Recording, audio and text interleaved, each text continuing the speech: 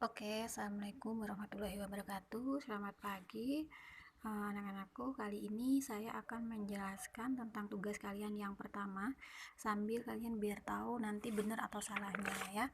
Jadi silahkan dibuka LKS-nya. Itu kita cari bab tentang fluida ini ya. Jadi tentang fluida sambil kita review. Jadi di sini halaman 54, kalau di LKS yang baru itu halaman 57. Jadi sambil belajar silahkan dibuka sambil kita baca ya. Oke. Untuk tugas yang kemarin di sini nanti akan saya bahas sekian ini. Jadi tolong dicermati baik-baik ya. Yang pertama, fluida. Apa itu fluida? Oke, pertanyaannya dari sini ya. Apa itu fluida? Yang pertama, fluida. Fluida itu dari kata fluid. Apa sih fluid? Fluid itu berarti alir. Alir ya, bukan air. Nah, jadi fluida itu kalau kalian baca, jadi fluida itu adalah ini sesuatu yang bisa mengalir. Itu adalah fluida gitu ya. Jadi tentang zat alir itu namanya fluida.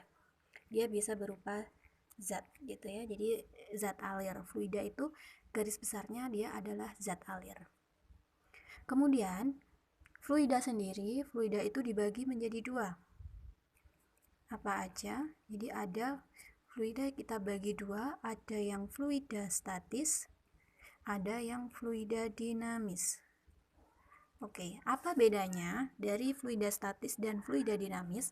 Kalau fluida statis ini alirannya, zat alirnya itu dia cenderung diam. Jadi di sini dia cenderung diam. Gitu ya. Kalau yang dinamis dia nanti akan mengalir. Jadi fluidanya atau zat alirnya dia di sini akan mengalir. Oke. Untuk sekarang kita akan belajar dulu tentang yang fluida statis. Lanjut untuk fluida statis. Di dalam fluida statis berarti nanti fluidanya diam atau tidak mengalir. Nah, contoh-contoh dari fluida tadi kita sebutkan dia sebagai zat alir. Zat alir itu apa aja? Zat alir itu bisa dua. Yang pertama dia berupa zat cair. Jadi dia bisa berupa cairan dan dia juga bisa berupa gas. Contoh zat alir yang merupakan zat cair itu contoh yang paling mudah adalah air, minyak, bisa juga solar, bisa juga susu, bisa juga sirup dan lain-lain ya. Yang penting dia bisa mengalir. Minyak tanah segala macam itu masuk ke yang berupa cair. Kemudian yang berupa gas yang paling mudah itu adalah oksigen. Contoh kenapa kok oksigen bisa mengalir? Ya, oksigen itu contoh yang paling sederhana bisa mengalir di dalam tubuh kita sehingga kita bisa bernafas gitu ya. Oksigen. Kemudian ada juga nitrogen yang akan ini kita gunakan untuk mengisi ini ya, apa namanya? Balon udara itu pakai nitrogen dan banyak gas lagi yang merupakan contoh dari fluida atau zat alir. Untuk selanjutnya, di dalam fluida kita akan mengenal yang namanya tekanan. Apa itu tekanan? Tekanan atau pressure atau pressing gitu ya. Tekanan di dalam fisika kita simbolkan sebagai P. Tekanan atau P nama lainnya adalah pressure. Nah, P tekanan pada zat padat. Jadi tekanan pada zat padat ini pada zat padat P. Jadi P itu sama dengan F per A. F itu apa? Oke, F di sini itu adalah gaya. Dan A di sini, A itu adalah luas penampang.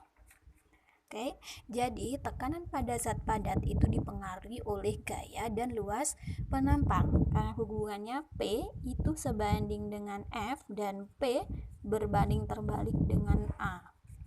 Dari sini dapat kita ketahui bahwa semakin besar tekanan, maka gayanya juga akan semakin besar. Ketika luasnya semakin besar, maka tekanannya akan semakin kecil. Jadi, tekanan hubungannya berbanding terbalik dengan luas penampang. Lalu, kalau di dalam soal, itu yang diketahui bukan luas penampangnya bagaimana? Oke, apabila di suatu penampang, kita ibaratkan penampang itu sebagai berbentuk lingkaran. Nah, kalau penampang itu berbentuk lingkaran, otomatis ingatlah luas lingkaran. Ya, luas lingkaran itu adalah pi r kuadrat atau 1/4 pi d kuadrat. Berarti ini nanti kalau yang diketahui hanya jari-jarinya, di salah satu yang diketahui hanya jari-jarinya. Jika diketahui R atau D, jari-jari atau diameter, maka bagaimana kebandingannya? Berarti gini, P langsung 1/R kuadrat. Jadi kalau nanti kita pakai perbandingan untuk P, perbandingan misal P1 dibanding dengan P2 itu, maka tinggal A per A gitu ya.